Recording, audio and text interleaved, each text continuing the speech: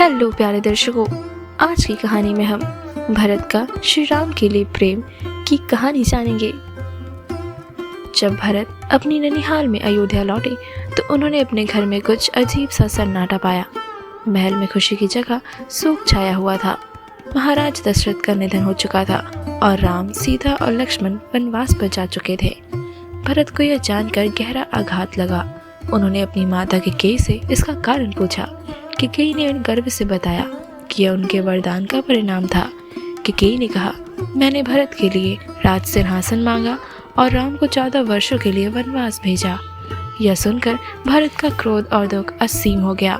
उन्होंने कहा, माँ, आपने ये क्या किया? राम इस राज्य के सच्चे अधिकारी है। आपने मेरे नाम पर अन्याय किया है। भरत ने तुरंत निर्णय लिया कि वे राम को वापस लाएंगे और उन्हें अयोध्या का राजा बनाएंगे। उन्होंने कहा, मैं इस सिंहासन को नहीं स्वीकार करूंगा। राम ही हमारे राजा है। भरत ने अपने बड़े भाई के प्रति जो प्रेम और आदर दिखाया वह अद्वितीय था। उन्होंने अपने धर्म को अपने निजी लाभ से ऊपर रखा। भरत ने अयोध्या के सभी वरिष्ठ जनों, गुरुओं और नागरिकों को साथ लिया और चित्रकूट की ओर प्रस्थान किया, जहां राम ठहरे हुए थे। भरत के मन में केवल एक ही उद्देश्य था, राम को वापस लाना। जब भरत चित्रकूट पहुंचे तो राम ने उन्हें देखकर आश्चर्य और प्रसन्नता व्यक्त की, लेकिन जैसे ही भरत ने अपने आने का उद्देश्य बताया, राम गंभीर हो गए।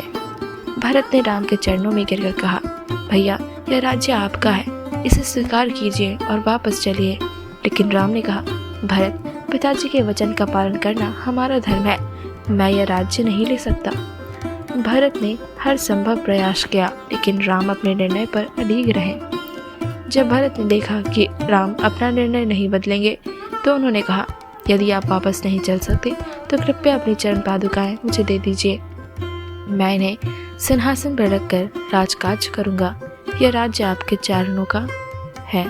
राम ने भरत को अपनी पादुकाएं दी और भरत ने उन्हें सिर पर रखकर प्रणाम किया। यह भरत के त्याग और समर्पण का प्रतीक था। भरत ने राम की अनुपस्थिति में राजमहल में रहने से इनकार कर दिया। उन्होंने अयोध्या के बाहर नंदी गृह में तपस्वी जीवन बिताने का निर्णय लिया। वे राम की चरण पादुकाओं को सिंहासन पर रखकर केवल उनके नाम पर राजकाज चलाने लगे। भरत ने खुद को राम का सेवक मान लिया और 14 वर्षों तक सादगी और कर्तव्य निष्ठा के साथ जीवन व्यतीत किया। उनका यह त्याग और प्रेम आज भी मानवता के लिए एक प्रेरणा है। भरत का अपने बड़े भाई के प्रति प्रेम हमें सिखाता है कि सच्चा प्रेम स्वार्थ रहित होता है। यह केवल संबंधों की सीमा तक नहीं, बल्कि धर्म और कर्तव्य तक भी जाता है। भरत और राम का यह संबंध सच्चे भाईचारे और आदर्शों की मिसाल है।